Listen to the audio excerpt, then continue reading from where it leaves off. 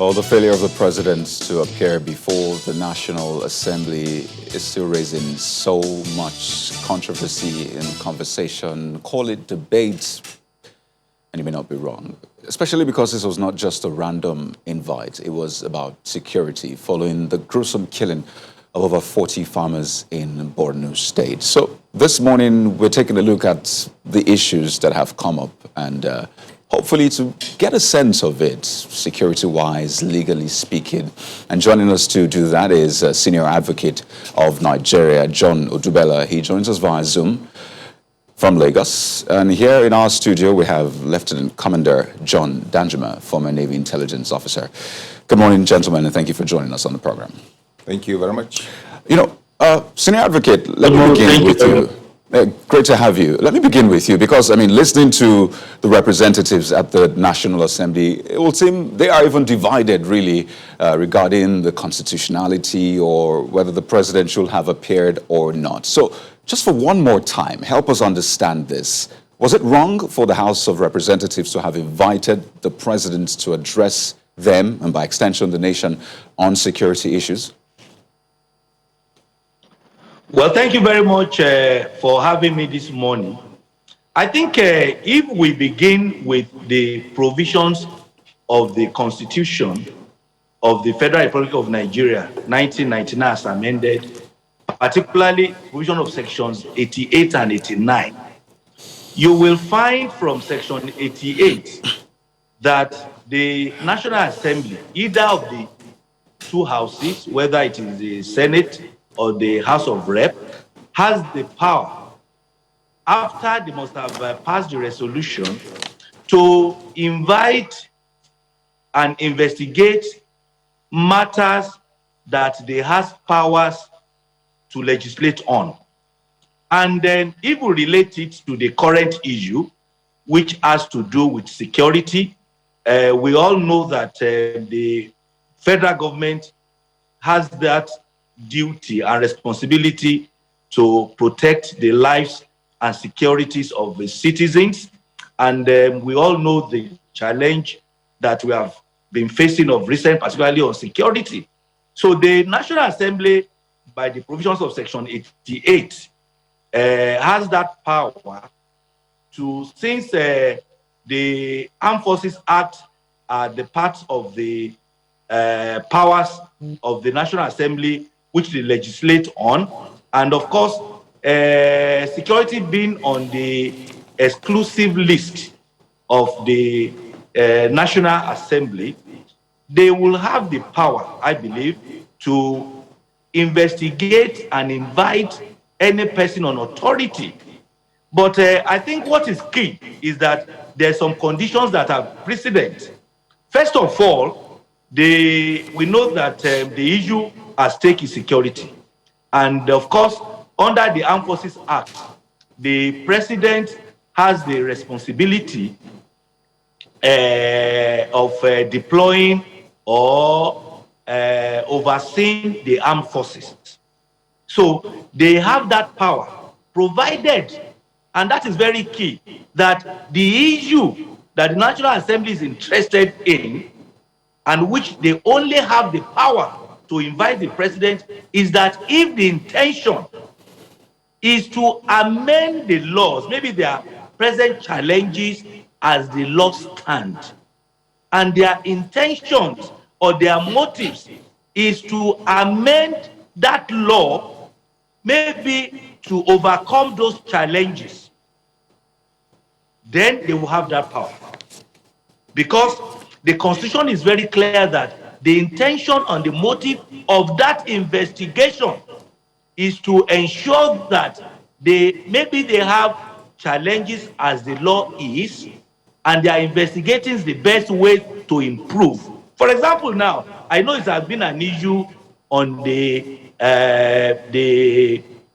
service chiefs. Many people have called that they should be removed and replaced. If the power rests exclusively on the president, who is the commander-in-chief.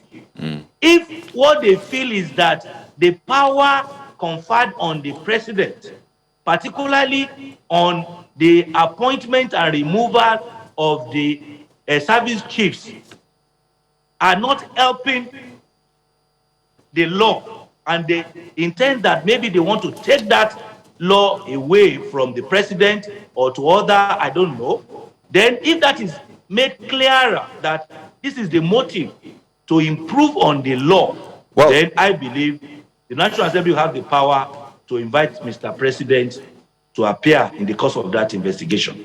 right, because, I mean, the House of Reps was quite clear on that invitation. In fact, we had the Speaker visit the President to speak to him, which is why the President gave his commitment. I mean, through the Speaker, we saw the aide to the President also giving that commitment, in fact, given a date. So clearly, it wasn't as though the President was not clear on what he was being invited to speak on. But let me take your opening comments.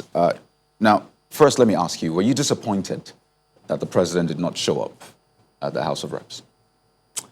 I wouldn't say I was disappointed, because it is in his character to do that.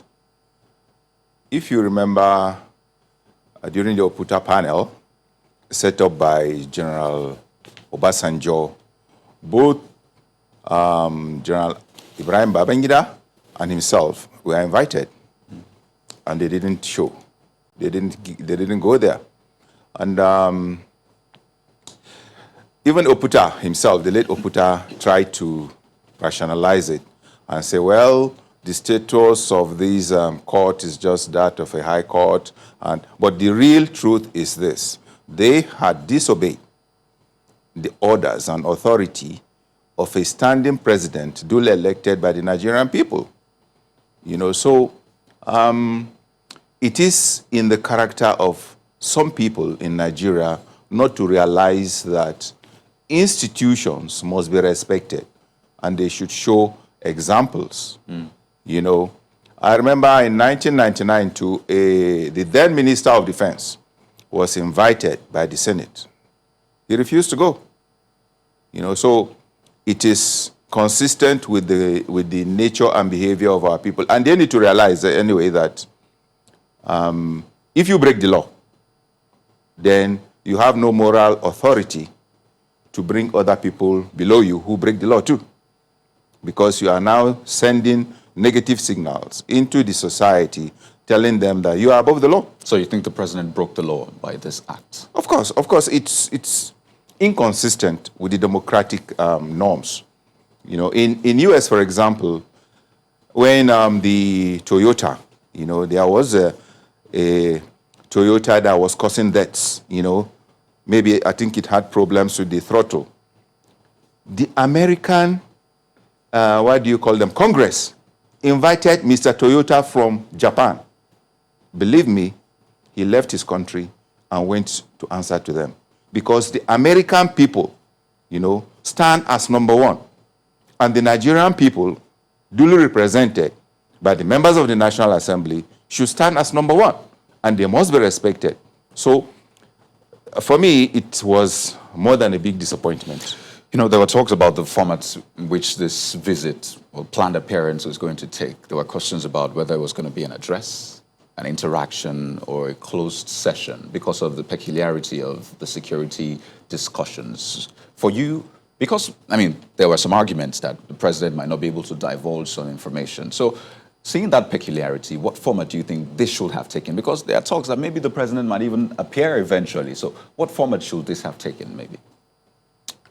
Some people are saying that the official way of inviting Mr. President was to write to him and for him to respond, telling them when he would come, and then finally get there.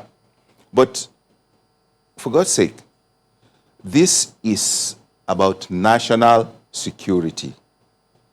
You placed your hand on the Quran and promised the Nigerian people that you were going to do everything, all within your powers as the president, to preserve them, to protect them.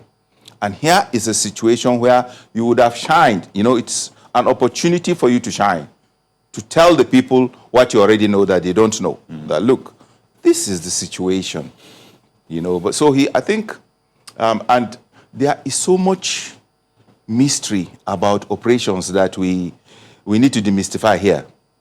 it is only ongoing operations, or the ones you are planning ahead, that need to be, shrouded in secrecy and kept, within locked doors. But something that has already happened, what you have done before, if you take the members of the National Assembly along with you, I mean, it is in your own interest. It is a plus for you. But now by cutting them off, I mean, look at the division.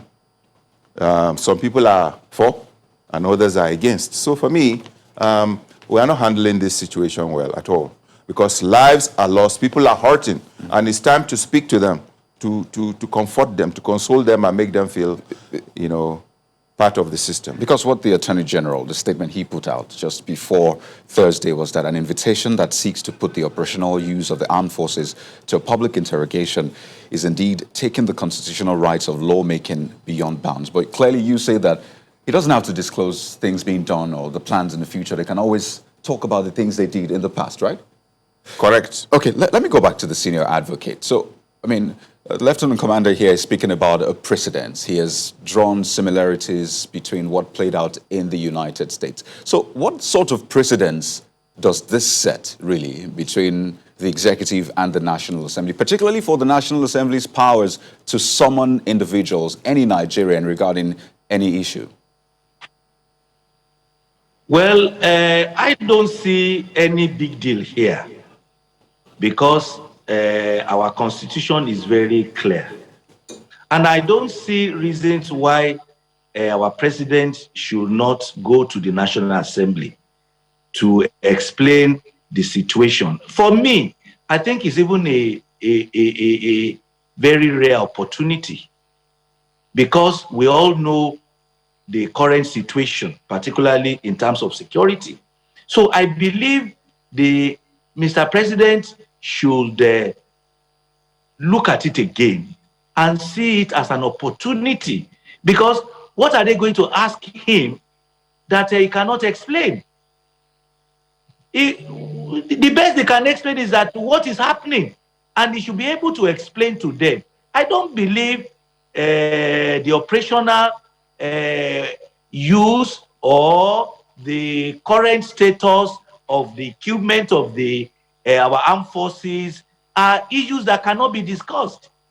Because what we are saying is that the representatives of the country, the Senate and the House of Rep, are the people inviting Mr. President. So I believe Mr. President will have the opportunity to explain through those representatives the efforts that have been put in place. You may not even know, maybe better suggestions will come from the floor of the House, because nobody has monopoly of knowledge. And I think it's an opportunity for Mr. President to go to the House of Rep to explain the circumstances and the journey so far. Well, Mr. Odubela, the question, I want to find out from you what you think when you cite the, circumstances and conditions that you have talked about as to the justification for the president appearing or not appearing before the National Assembly. For you, the inability of the president to appear and the issues that arose from him not appearing, the letter from the AGF's office and the opposition by the APC governors, for you, is it a question of morality or legality? Well, I think it's both, because I believe that there are no questions that will come from the National Assembly or from the House of Rep that Mr. President cannot answer. You see, because in terms of legal, if you look at it from the legal point of view, even though the three arms of government are separate, but they also have mutual understanding and respect for one another. So if the National Assembly of the House of Rep invites Mr. President to come and chat or discuss the national security, I think it's an opportunity for Mr. President to go there and answer the questions that may be put forward. And I think morally too, you see, if we look at the number of people that have lost their lives as a result of this insecurity, I think Mr. President even owes the country, Nigerians too, to go there. Because I was reading that they were saying that some PDP members, they wanted to embarrass Mr. President by various questions. I don't believe that.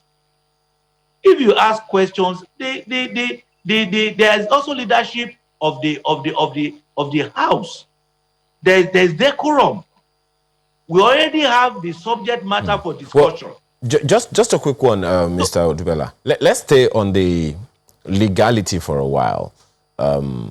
You have said that it would have been an opportunity, but speaking from the legal perspective, strictly now, did the president flout any law? Did he contravene any aspect of the Constitution fundamentally by not appearing before the National Assembly yesterday? Well, if you talk about legally, you see, if you look at it from the provisions of Section 88 and 89, that confers power on the National Assembly to invite or summon anyone, particularly those that are in the position of executing the laws of the National Assembly. For instance, now, is the Mr. President, who is the commander-in-chief, that is in that position of authority to carry out those duties and functions under the Armed Forces Act. If you look at it strictly from the legal point of view, then the National Assembly has that power to summon Mr. President. And for me, I have not seen any justification, with due respect, for Mr. President to turn out such invitation, because I've not seen any law that the National Assembly has acted outside. They've only acted within their constitutional power under Sections 88 and 89.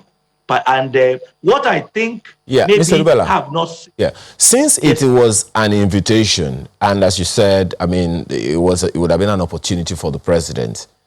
Should there be a consequence for such an occurrence when the president or anyone turns down the invitation of the National Assembly?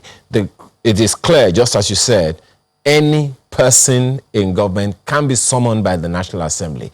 In the event that someone does not obey that invitation or comply with that invitation of the National Assembly, what is the legal consequence, if any? Well, I think if you talk about legal consequence, particularly with executive members that have immunity, I think then we're talking of some limitations, because Mr. President, the Vice President have immunity under the Constitution. So I think the only option that I think the National Assembly will have is that, since the issue, the subject matter under which they've invited Mr. President is security, which is very paramount to our country. And I want to believe that if it's taken to an extreme, it may become an impeachable offense for Mr. President to just defy the invitation. So I think everything is still with the National Assembly, because they can then exercise their power under the Constitution too, because we're talking of people under the executive powers, under the executive authority. So I believe that the National Assembly can go back and look at their other powers too under the Constitution, and then see whether they will not exercise such powers. Because if Mr. President is attending, I think there should be good and reasonable reasons, but not just to turn down such All right. invitation, particularly when the subject has to do with the security of the people of this country. All right, thank you. Let me ask Commander Danjuma. Many people also hold the opinion that what Mr. President would have gone to say at the National Assembly would probably have been not more than a regurgitation of the things that have been said before. Rejig the security architecture, collaboration of security officials, security apparatus of the nation and all of that, and improve local intelligence, what he told the governors. These are some of the things that he would have said. And perhaps also maybe talk about the number of things concerning the funding of security apparatus of the nation. All of that have already gone out. How significant is it that the president didn't appear when the opinion is also out there, if at all he would have said anything new that haven't been said before that could see to the improvement of security of lives and property in Nigeria? Well, does that not border on the conjecture? How can you answer a question that has not been asked? And how can you know that this is a question that will be asked? You know, we don't go by conjectures. We don't assume, you know, to know the minds of people.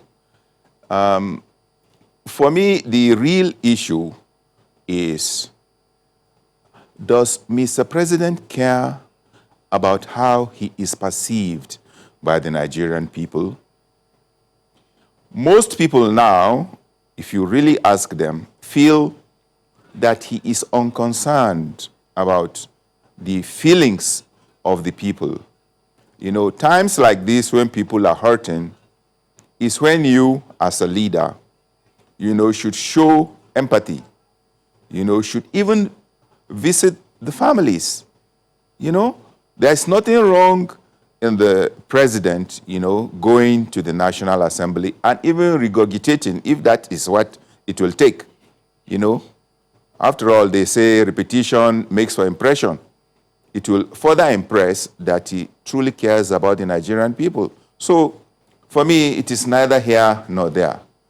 And there is still time for Mr. President to have a change of heart and to listen to the voice of reason, you know, and to want to please people. When he was campaigning, for example, he went into the nooks and crannies. He wanted to meet the locals, to shake hands with them, interact with them. You know, now that he has got into the seat, it will not augur well for him to appear as if, okay, I've got all I want. You can now, you know. So that's just a word of advice to him, and he should not take every advice of those around him as gospel. Sometimes you should balance it with the advice of people who are not so close to him. You know, fundamentally, this discussion about the president failing to appear before the House of Representatives is basically about security. So when we come back from this break, which we need to take now, we'll focus on that aspect of security. I mean, what we have seen happen and how we can really do better in specific terms now. Please stay with us.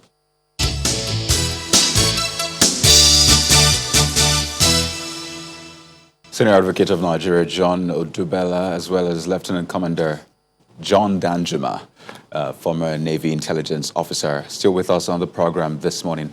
Lieutenant Commander, let me come to you regarding the issue of service chiefs, because it has been in the talks for a while now. You heard the Minister of Defense saying they've not made any fundamental error, as it were. So this call for the sacking of service chiefs, on what basis do you think it should be on? You know, on many bases, on many counts, you know. In the first place, after a specific period of time on any given task, opposition, you lose ideas. You just keep on recycling what you did. That is why even Mr. President himself has only 8 years to do, after which he will go. You know, so new ways of doing things is one reason that we need a change, you know, in the, why we clamor, or why many, in fact, I don't know of any institution or progressive group of people that have not asked Mr. President to please let these people go. And I suspect within me that these people too, they are saying, look, what do I really want more? You know, I want to go.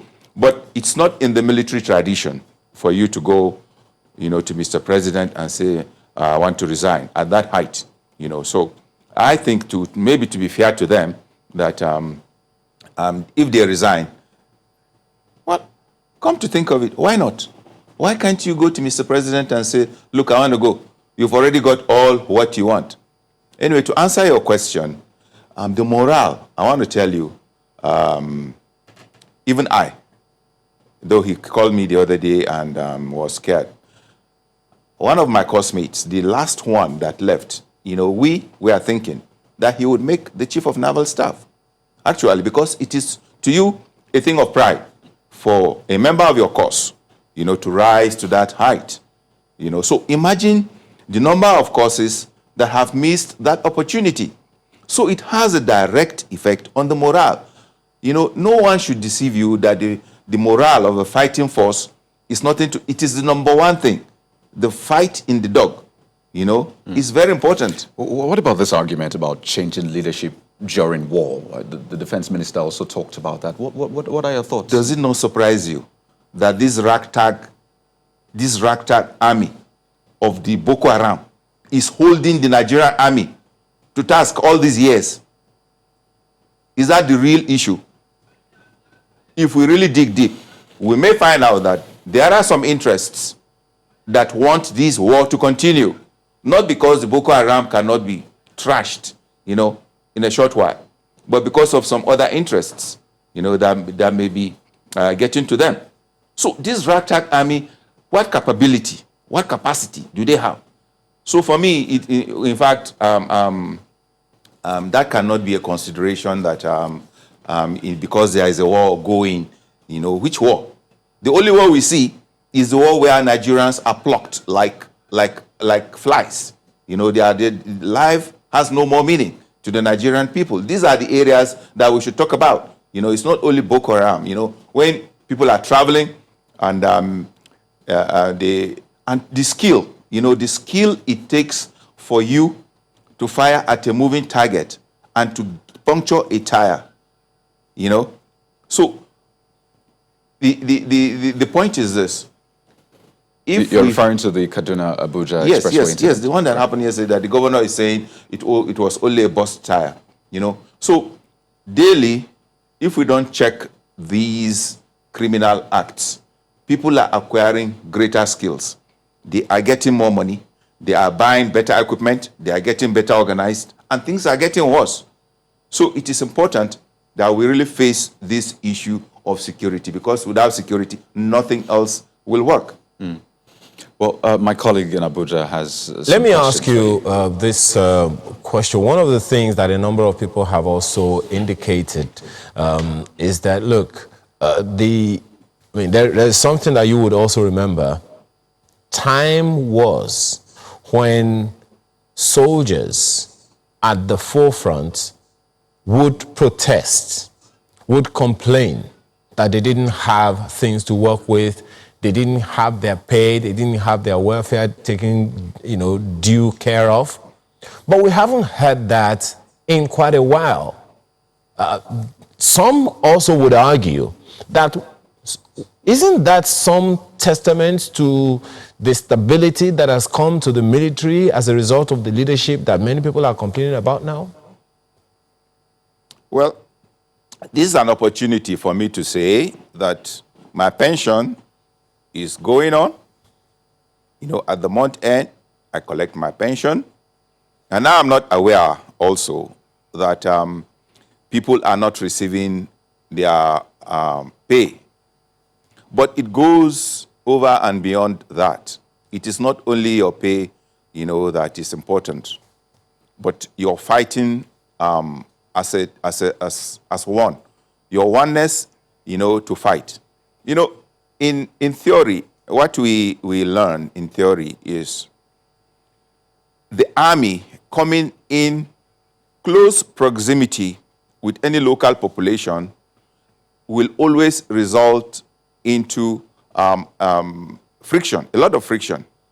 They are not likely to gain the sympathy or even the loyalty of the people,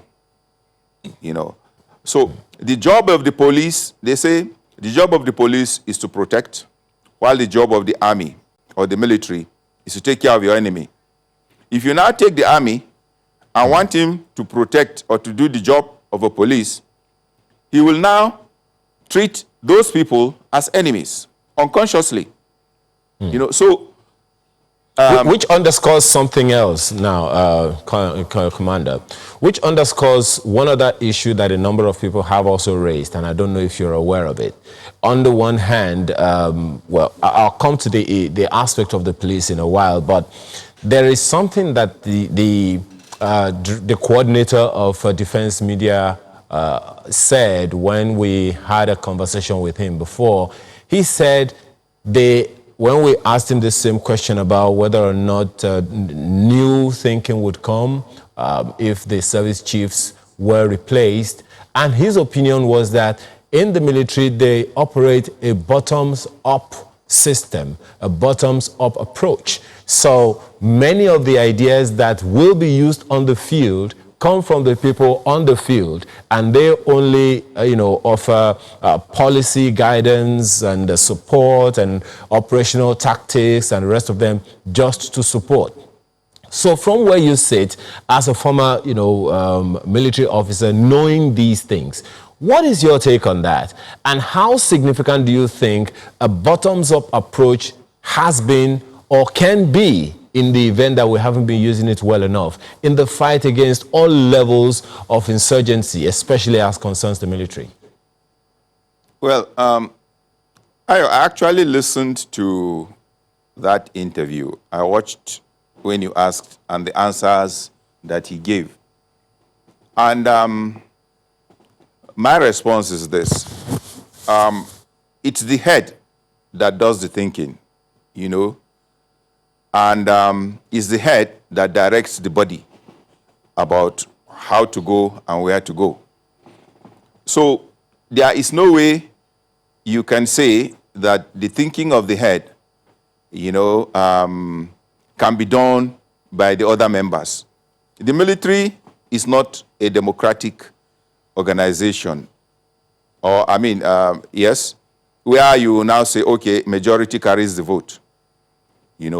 There are a group of senior officers around you, the chief, that would sit down with you, and determine the direction that you go. Which is not to say, of course, that you don't listen to the yearnings or the ideas of those who are below.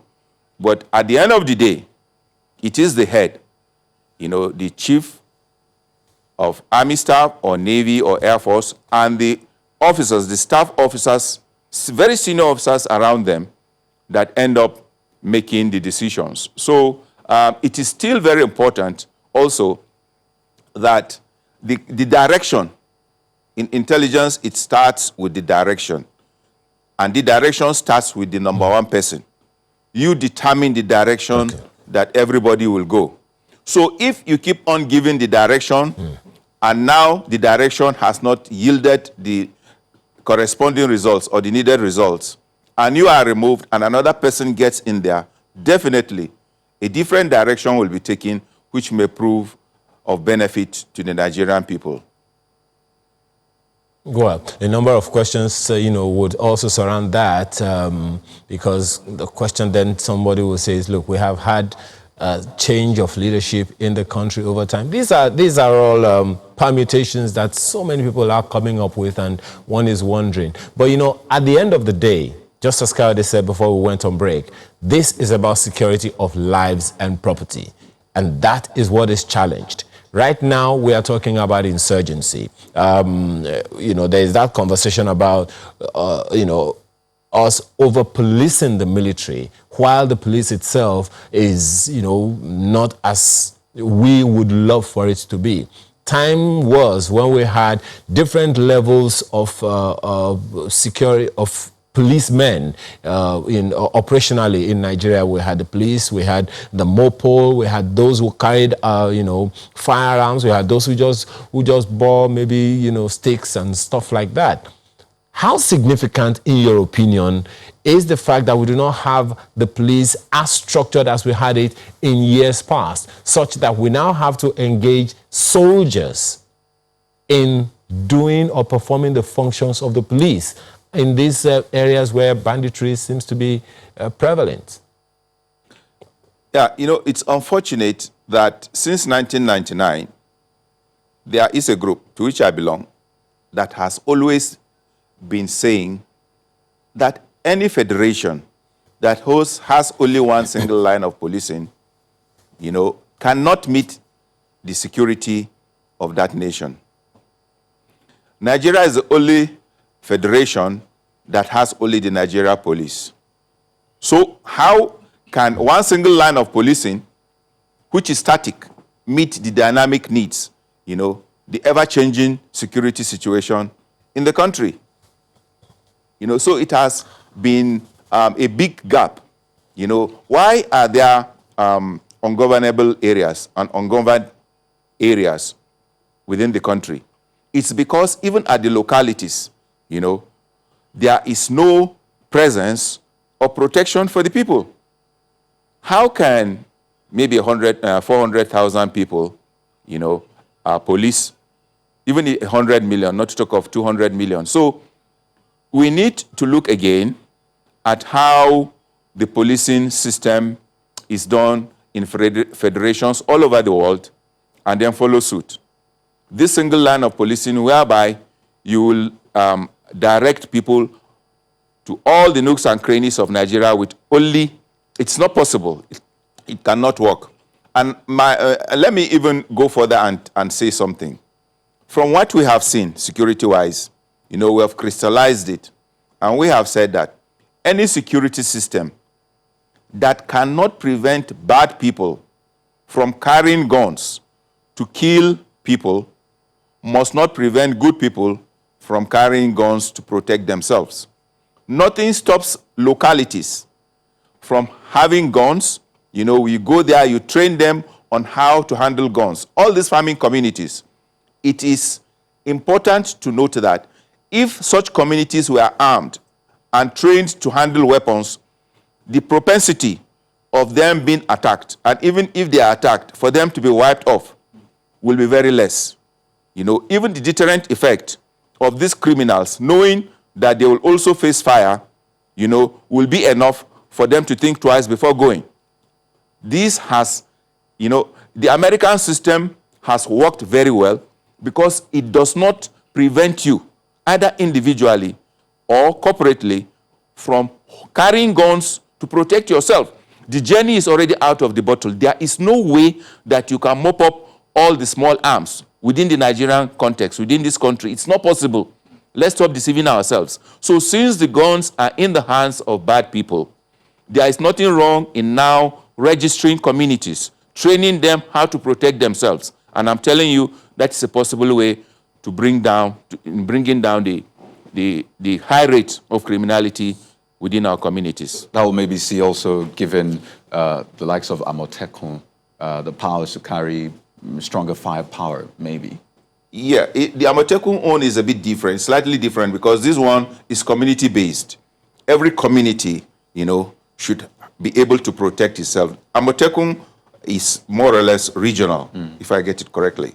You know, so the idea actually is that once you are able to protect yourself, you know, now look at the situation. The response time is very, very long because of the distance between where the policemen are and where the attacks are taking place. But if now you are armed within your house, the confidence level, is okay. So okay. Yeah, that's it. That's okay. Let's take on Mr. Odubela and some of the issues you have raised. First, with the issue of sacking of the service chiefs or keeping them, there's been a lot of back and forth about the legalities. Some say the president is breaking the law, and they use the rules of civil service. So, looking at the laws really and the continued keeping of the service chiefs, do you think the president is breaking any law, or this is within his rights to keep the service chiefs? Well, I think looking at the present laws as they stand now, I will say that I don't think Mr. President is breaking any laws because, of course, there are statutory age for them to retire or after a certain number of years. And at the same time, there are also laws that also allow Mr. President to also extend certain years for certain categories of people. But again, that takes us to the point that who are the people that have made these laws? They are the National Assembly. And if they feel that the present situation do not allow or will not accord good governance with the laws as they stand now, they have such powers to amend that laws. If the situations as we see now do not, they believe that, look, the service chiefs have overstayed. And of course, there are laws that justify their continue staying in office. And the National Assembly feel that they need to review those laws. And maybe for that reason, that could have been part of the reasons why they are inviting Mr. President. I think since they are the one that made that laws, they are the one that they can also amend and even take all these powers from Mr. President. If we look at under the Armed Forces Act, particularly Section 8, that make the chairman, Mr. President as the chairman of the council and has the overall control of the operational use of the armed forces. If the National Assembly feel that, look, the situation we have at hand has not been very positive with the way the events are going with these current laws, and they feel that there needs to amend such laws, they have the powers to do that. So I want to believe that for the good governance, I believe that both the legislative arm and the executive arm must work hand in hand. And that is why I believe that both arms should have mutual respect for each other, and that that is the best way that we could have a good governance, we could have good laws that will govern our country. Bella, just a quick one. So far, and most of the time when we talk about security or insecurity in the country, most of the time our eyes are on the federal capital. We're looking to the office of the President of the Federal Republic of Nigeria. But it's the same constitution that says the responsibility of provision of security for lives and property resides with the governors as well. Now, that is in the constitution, and quite a number of the governors have often, indicated that they feel arm-twisted by not being able to do some of the things that they would have loved to do to ensure the security of lives and property of the people who live within their terrain. What laws, where we know that the police is there, Mr. Commander John has also indicated that there is a need for us to decentralize the police. Beyond the decentralizing of the police that so many people have talked about, what other laws do you think need to be amended or promulgated or created to facilitate effective provision of security by the governors in their various states? Yes, thank you very much. You know, as the law stand now, whether you are looking at the Police Act or you are looking at the Armed Forces Act and security, particularly in line with the police and the armed forces, you found out that you can only find them in the exclusive list, indicate or who has that responsibility. Okay. Of course, they'll say that state governors are the security officers of their various states, but you find out that Oh dear, people have been seems to be clamoring having some for state challenges there. police that Well, the federal government. we'll try It to is the federal stabilize government that hopefully before this session is over. But Commander John, let me also ask you that same question. How about we decentralize? You've already referenced it earlier. In your opinion, what is hindering us from decentralizing the police to the states and even to the local government levels? There is the community policing policy of the Nigeria Police Force, but with the control still being at the center, how effective, in your own opinion, do you think that can be? I think that the Nigerian constitution, or those who wrote it, have this desire to control everything within sight, you know, and anything that has to do with over-centralization, you know, will lead to corruption and cannot really work. You know, one person, one single Inspector General of Police cannot police Nigeria. You know, we need 3 levels of policing, you know, and in fact, in parts of the world, they even elect policemen at the localities, you know, so there has to be, you know, interaction. There has to be a connection between you and the people that you are policing. If they take you from the north and you only understand Hausa, and they take you to the west and you are to police the people that speak Yoruba, in all probability, you are going to make a mess of the job. So, if I could just go ahead. button, as we wind down, we have about 30 seconds, but I just wanted you to respond to this before we close on the topic. Now, the president is the commander-in-chief of the armed forces. There are calls for the sacking of the service chiefs. Do you think it's fair on the service chiefs because they actually get directions and directives from the president? We are talking about the security of the Nigerian people. If the reason for the chiefs, you know, why people are asking for the chiefs to go is because the people are not, the security of the people is not at its peak. If people are not well taken care of, and that is the reason for the service chiefs to go, why not? Everything should center around the people, you know. So for me, the feelings of the service chiefs do not come into play at this time. So you don't think the bulk stops at the table of the president? You think it stops at the service chiefs' tables? You're getting me wrong. No, the buck must always stop at the table of Mr. President. It is his responsibility to take care of the security of the people. And if now there are calls to Mr. President to let the service chiefs go because they are not performing at peak, based on the directives he has given them.